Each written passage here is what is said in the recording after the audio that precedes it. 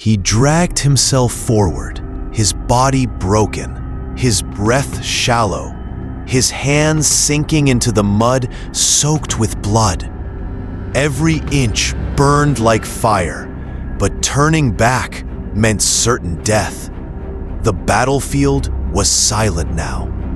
Only the whisper of crows circling above and the stench of corpses filled the air. His armor was shattered, his sword long lost, yet his spirit refused to die. For hours he crawled, guided only by the faint glow of Roman torches in the distance. But what waited for him at the camp was far more terrifying than the enemy he had escaped. The battlefield of Rome was never silent for long. After the clash of steel and the thunder of marching legions, what remained was a graveyard of broken men, friends and enemies alike, scattered beneath a blood-red sky. From this silence, one soldier rose, or rather, dragged himself through the mire. His name will never appear in the poems of Rome, nor carved on any marble arch. Yet his struggle tells a truth the generals would rather hide. He was not seeking glory. He was seeking life. Each gasp, each desperate crawl, carried him closer to the Roman camp he once called safety. But in war, safety is a lie. Camps can burn, brothers can betray, and survival can become a curse heavier than death itself.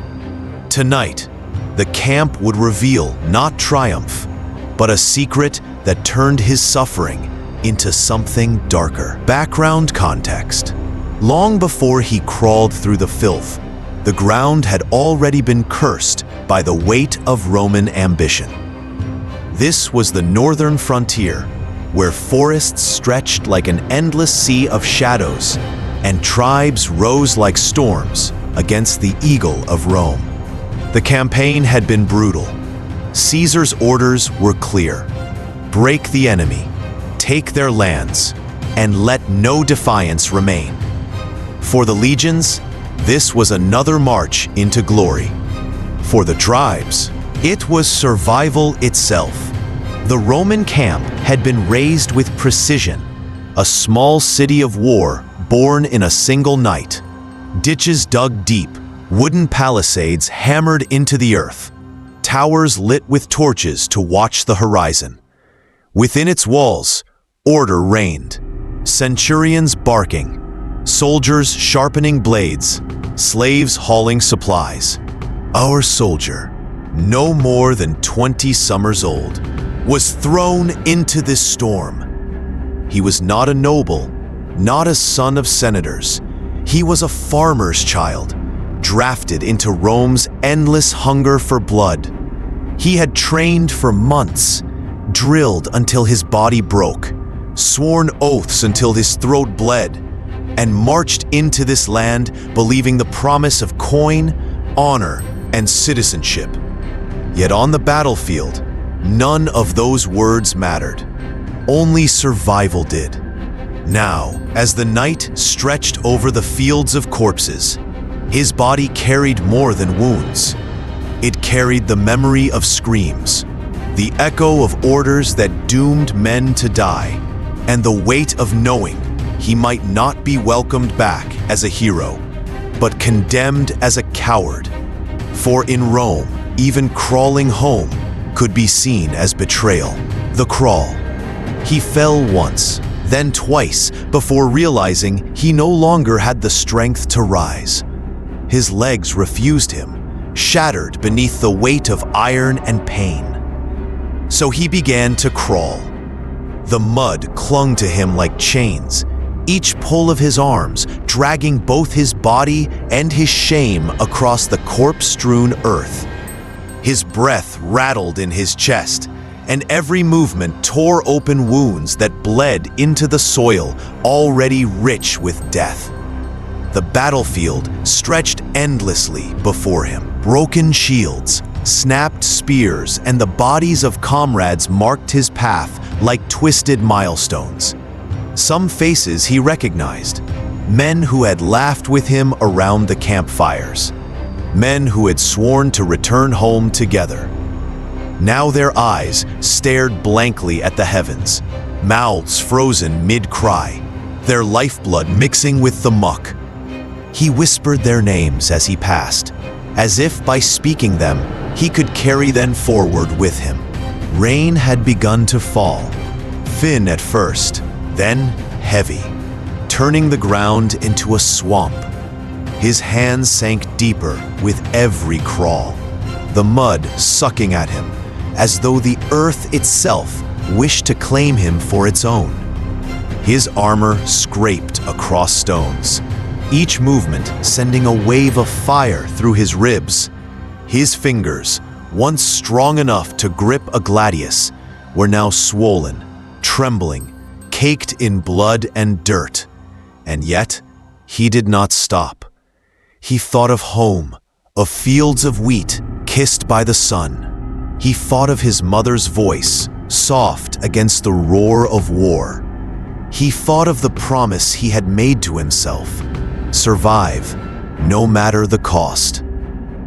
Every inch forward was agony, but behind him lay only silence, the silence of the dead and the vultures already feasting. Ahead, in the distance, the faint glow of torches shimmered. The Roman camp. Safety, or so he told himself. But even as he crawled closer, dread gnawed at him. He knew Rome well. He knew its laws, its cold hunger for discipline.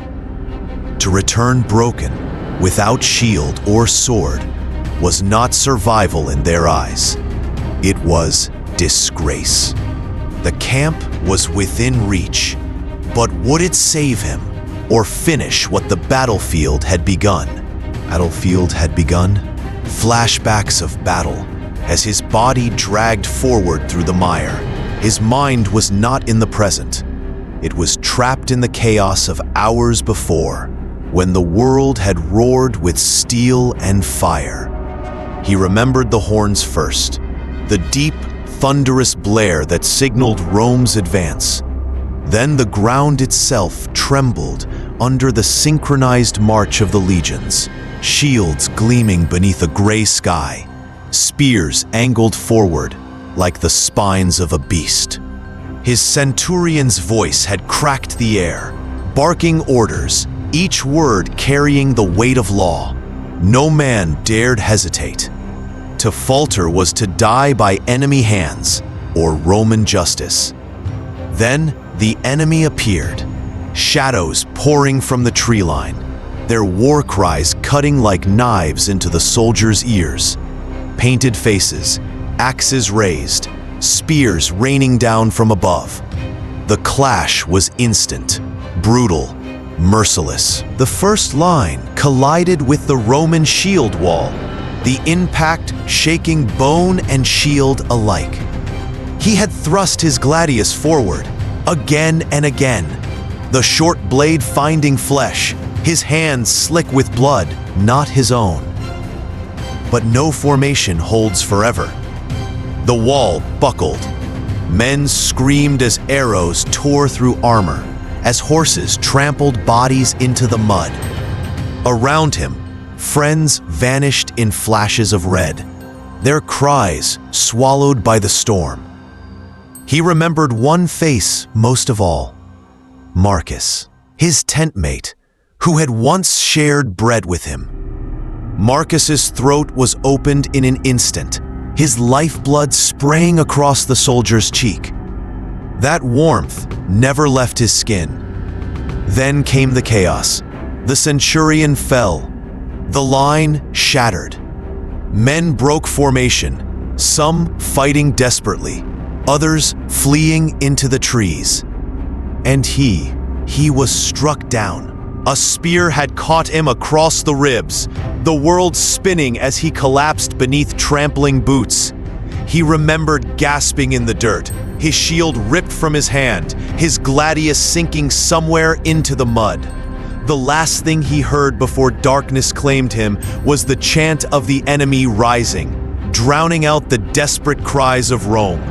And when he awoke, the battle was over. The dead owned the field. The living had retreated or perished. Now, as he crawled through the aftermath, those moments returned like ghosts, haunting each inch of his path back to the camp. Approaching the camp, at last, through the haze of rain and death, he saw them, the torches. Small, flickering flames burning against the endless dark, perched on the wooden towers of the Roman camp. To a broken man, they seemed like stars fallen to earth, promising refuge, warmth, and food. His heart surged for a moment, yet his body dragged slower, heavier, as though his very soul questioned whether he truly wished to arrive. The camp loomed like a fortress. High palisades of sharpened timber, blackened with smoke from days of burning fires, circled the encampment like teeth of a beast.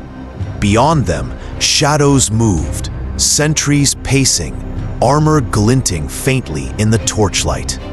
He knew these men well, brothers in arms, bound by oath, yet now their figures filled him with dread. For Rome was merciless to weakness. To return without shield, without sword, without honor was a crime as grave as desertion. Each crawl forward brought new fear. What if they refused him entry? What if they mistook him for the enemy in the night and struck him down where he lay? Worse still, what if they let him in, only to judge him unworthy, punishing him before the eyes of the legion? He imagined the lash, the stones, the cold gaze of officers who measured a man's worth not by survival, but by discipline. Still, he moved. The gates, guarded and silent, rose taller with every desperate drag. The rain had eased, but the air was heavy, thick with smoke drifting from within the camp. Somewhere inside, soldiers drank, laughed, sang, songs of victory sung too quickly, too blindly, for men who had lost as much as they had gained. He reached the edge of the ditch before the walls, his body trembling, his strength nearly gone. With hands torn and raw, he clawed at the earth, raising his face to the fire-lit gates of Rome. They were so close now, closer than ever. And yet, for the first time, he wondered, had he truly escaped death? Or was he crawling willingly into its arms? What he finds. The guards saw him first, their torches throwing light across his broken form. For a moment, they did not move. One raised his spear, uncertain whether the crawling shadow was friend or foe. Then, with a shout, they dragged him across the ditch and through the gates. Relief should have come then, but it did not. Inside the camp, silence hung like a curse. The fires burned low, casting long, skeletal shadows across empty tents. No laughter, no songs, no marching feet. The order of Rome had vanished. He staggered, forcing his battered body upright, and looked around in disbelief. What he saw froze his breath in his chest. The camp was a grave. Soldiers lay where they had fallen, their armor still strapped, their faces twisted in terror. Food scattered, wine spilled, dice unfinished mid-game. Whatever had struck them had come suddenly, mercilessly, leaving no chance for defense. His brothers, his comrades, his legion, gone. He had crawled for hours through hell, chasing the promise of safety. But what he found was worse than the battlefield itself. For in that moment, he understood. The enemy was not only beyond the walls, it had already been inside. He sank to his knees, surrounded by the silence of the dead. The camp, once the heart of Roman order, was now only bones and shadows. He had crawled through blood, through mud, through pain beyond measure, only to find that survival was not salvation. In Rome, poets would sing of victory, of banners raised and enemies crushed, but no poet would tell of him, or the truth he discovered, that war devours all, friend and foe alike. As the night closed in, one question burned in his soul. Had he lived, or had he merely delayed his death?